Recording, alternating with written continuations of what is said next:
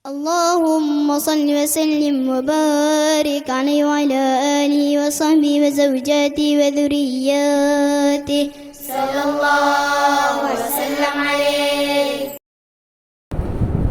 Assalamualaikum warahmatullahi wabarakatuh. Waalaikumsalam. Alhamdulillahirabbil alamin wassalatu wassalamu ala asyrafil anbiya'i wal mursalin sayyidina Muhammadin wa ala alihi wa sahbihi ajma'in. Subhanaka la ilma lana illa ma 'allamtana innaka antal alimul hakim. Rabbi shrah li sadri wa yassir li amri wahlul 'uqdatam min lisani yafqahu qawli. Amin. Amma ba'du. Alhamdulillah, pada hari ini adalah merupakan pertemuan ketiga kita setelah sebelumnya yang pertama kita sudah bahas mengenai leadership, mengenai kepimpinan. Yang kedua kemarin kita pun sudah bahas dan pada hari ini saya akan membahas mengenai satu kitab karya daripada imam besar kita, Hujatul Islam, Imam Al-Ghazali, ataupun nama lengkapnya adalah Muhammad bin Ahmad Al-Ghazali. Jadi nama yang sering kita dengar sebelum ini Al-Ghazali itu adalah merupakan satu panggilan kepada kepada gelaran bagi pekerjaan ayahnya beliau lah. Yang mana ayah beliau adalah merupakan pemintal bulu domba. Okey. Jadi kita akan cuba ringkaskan saja apa yang akan diterangkan dalam satu kitab ini, namanya kitab Ayyuhal Walad. Tapi sebelum itu, kenapa beliau diberi gelaran Hujatul Islam? Kerana beliau sangat arif dan beliau sangat cekap dalam melawan segala pertanyaan-pertanyaan kaum kufar, kaum musyrikin, sehingga kan beliau diberi satu penghormatan, yakni gelaran Hujatul Islam. Jadi bukan mudah untuk mendapatkan gelaran Hujatul Islam ni. Baiklah. Dan juga beliau, kitab Ayyuhal Walad ini dikarang beliau atas permintaan daripada santrinya sendiri. Jadi ini yang spesial buat beliau. Jadi beliau mengarang kitab ini bukan atas kemauannya sendiri, kerana ada permintaan daripada santrinya sendiri. Jadi kalau kita fikir-fikir secara logiknya kan, jadi beliau ini termasuk orang yang rendah hati, begitu kan. Apa? Contoh kalau kita letak pada diri kita saja kan. Misalnya contoh kita sebagai orang atasan, tiba-tiba ada orang bawahan meminta untuk mengarang kitab. Jadi kalau orang itu mungkin sombong ataupun riak, sudah tentu dia akan marah ataupun mungkin dia akan memberontak lah. Sebab apa? Banyak sudah karya beliau, ratusan karya, tapi kok masih mau minta satu karya yang lain kan? Seakan-akan masih kurang ilmu selama ini. Jadi beliau tetap rendah hati, beliau tetap mengarang mengarang kitab yang diminta oleh santrinya sendiri. Jadi kita tidak mau terlalu lama, sebab ini kita pun bukan akan menerangkan semua, hanya beberapa saja, waktunya terbatas. Jadi saya terus saja lanjut. Bismillahirrahmanirrahim. Qala al-musannifu rahimahullah ta'ala wa nafa'ana bihi wa bi 'ulumihi fid dharain amin. Bismillahirrahmanirrahim. Alhamdulillahirabbil alamin wal 'aqibatu lil muttaqin wassalatu wassalamu ala nabiyyi Muhammadin wa alihi ajma'in. Segala puji bagi Allah, Tuhan sekalian alam. Jadi kita sudah maklum bahawa dalam dunia ini ada banyak Tuhan, tapi Tuhan yang layak disembah sebenar-benarnya Tuhan adalah Allah Subhanahu wa taala. Wal 'aqibatu lil muttaqin, dan akhir pungkasan yang baik itu hanya milik orang yang bertakwa. Maksudnya apa? Kalau kita pikir-pikir, kita di dunia ini hanyalah sementara saja, tempat persinggahan. Makanya walaupun kita lihat mungkin orang Islam itu kelihatan seperti miskin ataupun tidak mempunyai harta, tapi kalau dia ada takwa, ada iman, sudah tentulah nanti akhirnya dia akan menerima pengakhiran yang baik. Wassalatu wassalam, dan salawat serta salam ala nabiyhi, atas nabinya Muhammadin wa alihi ajmain, yakni Nabi Muhammad dan keluarganya ajmain, keseluruhannya.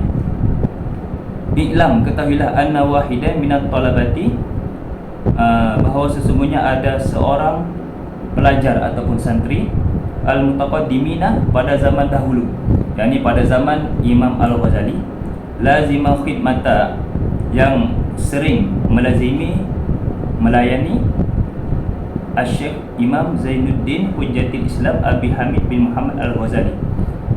Siapa melayan kepada Imam Zainuddin, yakni perhiasan agama, Hujjatul Islam, hujahnya Islam, Abu Hamid bin Muhammad Al-Ghazali. Qadasallahu ruhahu, semoga Allah mensucikan rohnya dan semoga kita semua mendapatkan barakah daripada Allah, daripada beliau insya-Allah. Wastaghala bitahsili, yang mana santri ini sibuk bitahsili dengan menghasilkan wa qiraatil ilmi, dan membaca ilmu alaihi kepadanya, yakni kepada Imam Al-Ghazali. Hatta jama'a daqaiqul ulum, hingga beliau ini, yakni para santri ini, yakni santri ini mengumpulkan daqaiqul ulum, ilmu-ilmu yang sulit. Kalau kita fikir-fikir, kenapa perlu dicantumkan ayat ini ya? Karena kalau zaman dulu, kalau kita untuk mendapatkan ilmu itu, kita harus usaha yang perlu kuat lah. Sebab apa? Kadang-kadang perlu merantau ke mana-mana, ataupun mungkin perlu menunggu waktu yang tepat untuk belajar agama. Beda halnya dengan sekarang, kita cukup buka YouTube dah boleh belajar kan. Sekarang ini beda. Jadi zaman dulu itu usahanya itu pun cukup besar kalau untuk mendapatkan sebuah ilmu. Kadang untuk dapatkan ilmu tauhid ataupun fikih, hadis, pergi ke macam-macam negara. Perjalanan menggunakan unta kadang-kadang, ataupun mungkin jalan kaki. Sebab itu beliau mencantumkan di sini hatta jama'a daqaiqul ulum, hingga beliau mengumpulkan ilmu-ilmu yang sulit. Wastakmala fadailan nafsi, dan menyempurnakan keutamaan dirinya. Summa anahu tafakkara yauman, kemudian summa anahu, sesungguhnya dia tafakkara yauman, berfikir pada satu hari, fi hali nafsihi, dalam tentang keadaan dirinya sendiri, wa khatara ala balihi, dan santri ini juga memikirkan tentang bisikan yang timbul dalam hatinya. Wa qala, dan dia berkata, ini qara'tu anwa'an, sesungguhnya aku telah membaca bermacam-macam minal ulum, daripada ilmu. Wa saraftu rai'ana umuri, dan aku telah menggunakan keindahan umurku. Maksudnya apa? Santri ini memang santri yang benar-benar santri lah. Maksudnya waktunya itu digunakan untuk berkhidmah, pada masa yang sama digunakan untuk belajar, mendalami ilmu yang disampaikan oleh Imam Al-Ghazali. Ala ta'allumiha, ini untuk mempelajarinya. Wa jam'iha, dan mengumpulkannya, yakni mengumpulkan ilmunya. Wa al-an, dan sekarang, yang bagi li, seharusnya aku an a'lama, mengetahui ayu nau'iha, macam-macam jenis ilmu. Yanfa'uni ghadan wa yu'anisuni fi qabri, yang akan memberi manfaat kepadaku esok, wa yu'anisuni fi qabri, dan akan menyenangkanku dalam kuburku esok. Jadi ini timbul pertanyaan. Jadi kalau kita fikir-fikir, santri ini bukan hanya santri yang suka belajar, melayani syekhnya, yakni Imam Ghazali. Pada masa yang sama timbul pertanyaan dalam hatinya, apakah ilmu yang aku dapat ini akan bermanfaat, akan berguna kepadaku? Jadi ini harus kita perhatikan. Kadang-kadang kita mungkin merasa kita mungkin sudah cukup alim, cukup ilmu, tapi kalau tak ada pertanyaan seperti ini, boleh jadi kita termasuk orang yang sombong. Jadi harus hati-hatilah. Ini timbul pertanyaan dalam diri santri ini. Wa yuhala yanfa'uni hatta atrukahu kama qala Rasulullah, Allahumma a'udzubika min ilmin la yanfa'. Dan apa yang tak bermanfaat hatta atrukahu, hingga aku meninggalkannya. Jadi kalau kita pikir, adakah ilmu itu yang tidak bermanfaat juga? Ada ataupun tidak ilmu yang tidak bermanfaat? Ada kan? Antaranya mungkin ilmu hitam, ataupun ilmu scammer, ataupun ilmu cara-cara merompak bank contohlah kan. Itu ilmu juga, cuma ilmunya itu tidak bermanfaat. Ini hatta atrukahu, hingga aku meninggalkannya, kama qala Rasulullah, seperti sabda Nabi Muhammad SAW, wahai Allah, a'udzubika min ilmin la yanfa', aku berlindung daripada ilmu yang tidak memberi manfaat. Fastamarrat hadhil fikrah hatta kataba ila hadratis Syekh Hujjatul Islam Muhammad Al-Ghazali rahimahullah ta'ala. Fastamarrat hadhil fikrah, maka aku selalu memikirkannya, hatta hingga kataba ila hadratis Syekh Hujjatul Islam, yakni Imam Al-Ghazali, hingga aku pun akhirnya menulis surat kepada Imam Al-Ghazali istiftaan untuk meminta fatwa, wa salahu, dan aku bertanya kepadanya masailah pelbagai jenis masalah, wal tamasa nasihatan, dan aku meminta padanya nasihat, wa duaan, dan doa. Qala, dia berkata, yakni santri itu berkata, wa in kana musannafatu syekh kal ihya wa ghairihi tashtamilu ala jawabi masaili, lakinna maksudi an yaktuba syekh hajati fi waraqat takunu ma'i mudata hayati. Dan dia berkata, walaupun sebelum ini aku banyak membaca karya-karya Imam Al-Ghazali seperti Ihya Ulumuddin, ini antara karya yang agung lah, daripada dulu sampai sekarang masih dipakai terus. Coba bayangkan berapa banyak pahala yang diperoleh oleh Imam Al-Ghazali. Dan ini juga termasuk pahala yang akan berterusan lah. Seperti mana yang kita ketahui, kalau kita sudah meninggal, ada 3 perkara yang akan tetap mengalir pada diri kita. Yang pertama, doa amal jariyah, sedekahul jariyah. Maksudnya sedekah yang mengalir. Seperti contoh, mungkin kalau kita punya kelebihan uang sedikit, kita sumbangkan untuk pembinaan masjid, ataupun mungkin kita belikan kipas, ataupun kalau tak ada duit terlalu banyak, mungkin boleh belikan Quran. Sebab apa? Nanti sedekah kita itu akan mengalir terus selagi dibaca, ataupun selagi contoh kita sumbangkan sedikit uang untuk pembinaan masjid, akan terus mengalir lah. Selagi orang solat, akan terus mengalir pada diri kita. Yang kedua, doa anak yang soleh. Jadi doa anak yang soleh ini akan berterusan. Walaupun kita sudah meninggal, doanya itu tetap akan menjadi pahala buat kita. Kalau dia mendoakan orang tuanya semoga dijauhkan daripada azab siksa dan azab neraka, contohnya kan azab kubur, tetap akan menjadi pahala buat dirinya. Dan yang terakhir, ilmu yang bermanfaat. Sama seperti kita inilah karya-karya beliau kan, walaupun sudah ratusan tahun tapi tetap dipelajari, dikaji oleh semua orang.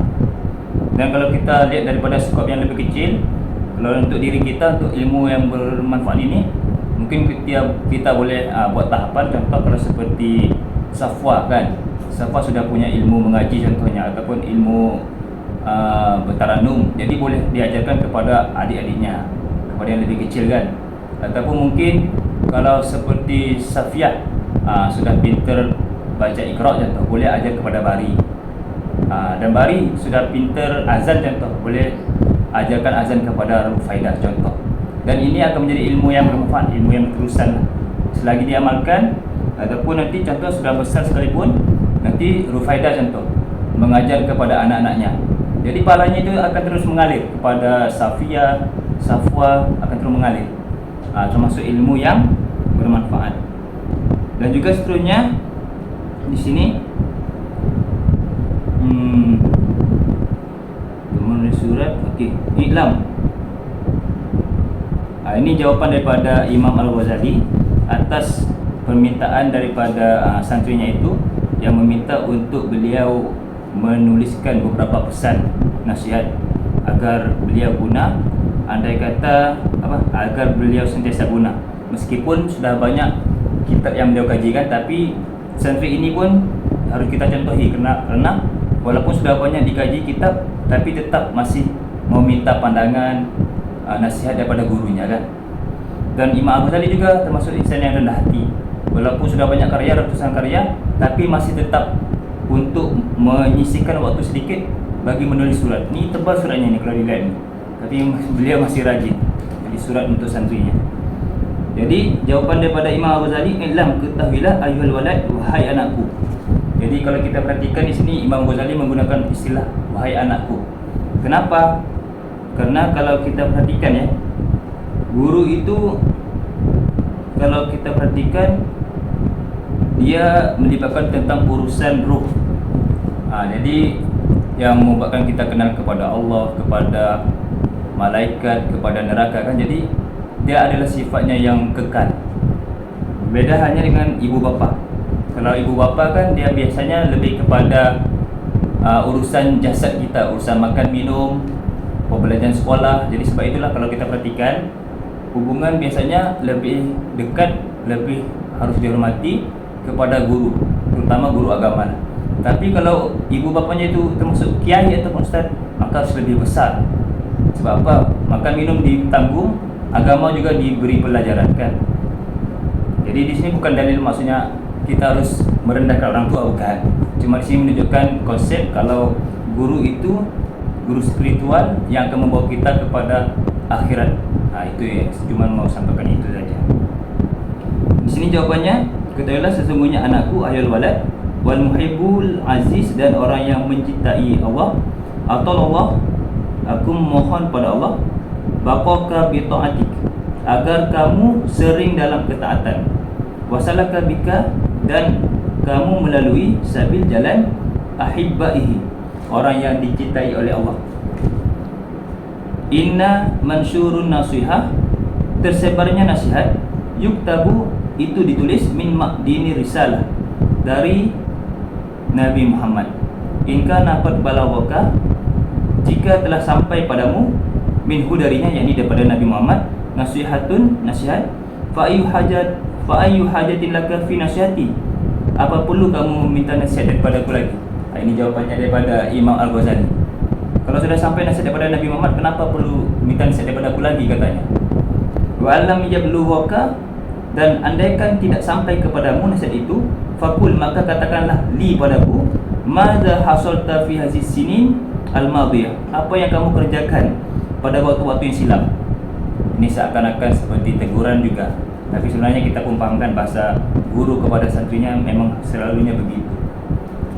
Jadi beliau meneruskan lagi, ayyuhal walad, wahai anakku, min jumlati ma nasabihi Rasulullah, dari sejumlah nasihat yang disampaikan oleh Rasulullah ummatahu, kepada umatnya, qauluhu alaihi salam, beliau bersabda, alamatu i'radillahi ta'ala, alamat tanda-tanda i'radillahi ta'ala, kebencian Allah, anil abdi, kepada seseorang, kepada hamba, istighaluhu bima la ya'nihi, apabila Allah tidak mengingin, apabila dia menyia-nyiakan dengan sesuatu perkara yang tidak bermanfaat padanya.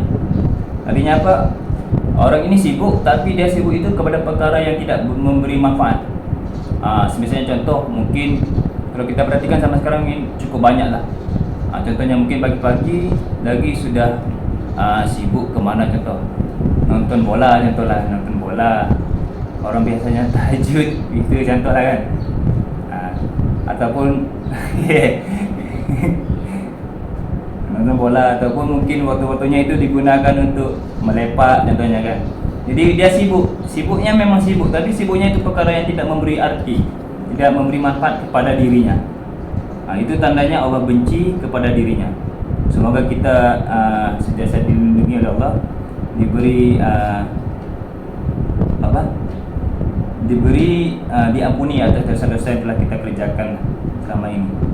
Seterusnya di sini, wa innam ra'a zahabas sa'atun, dan sungguh orang yang kehilangan 1 jam min umrihi, daripada umurnya, fi ghairi ma khuliqalah, terhadap sesuatu yang tidak bertujuan kepada Allah, minal ibadah, yang mana berupa ibadah, la jadirun, maka pantaslah antatula alaihi hasratahu, dia mengeluh dengan cukup lama.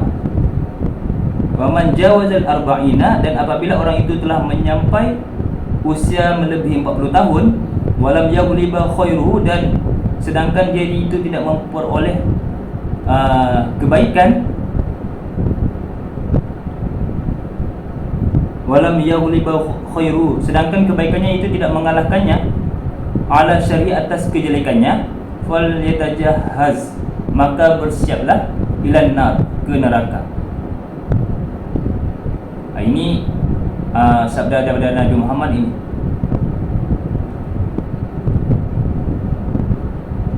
Maksudnya apa? Kalau orang itu perhatikan usianya itu sudah melebihi 40, tapi kalau dipikir-pikir secara logik, lebih banyak maksiatnya, lebih banyak dosanya. Ini katanya Nabi, fal yatajahhaz ilan nar, maka bersiaplah untuk ke neraka. Sebab apa? kalau secara logik akalnya, orang itu kalau sudah usia 40 tahun begitu, dia itu sudah pikirannya mungkin sudah pikir ke akhirat, sudah pikir untuk tambah amal ibadat begitu, beramal soleh, betul tak? Jadi sebab itulah Nabi Muhammad mengatakan kalau usianya itu sudah lebih 40, sedangkan lebih banyak kejelekan yang dikerjakan, maka bersiaplah untuk ke neraka. Wa fi hadhihi nasihah kifayatun li ahli ilmi. Dan dalam nasihat ini kifayatun, sudah cukup bagi ahli ilmu. Jadi mungkin ada pertanyaan atau gimana? Ini banyak yang kalau mau diteruskan, tak usah, mungkin cukup satu dulu paling. Ya, Pak. Mungkin ada yang mau nambah di situ. Ini kita baru satu ayat walad yang pertama ya, mengenai itu tadi ya, tanda kebencian Allah kepada hambanya. Apabila sudah melebihi umur 40, maka jika dia masih banyak melakukan dosa, bersiaplah untuk ke neraka.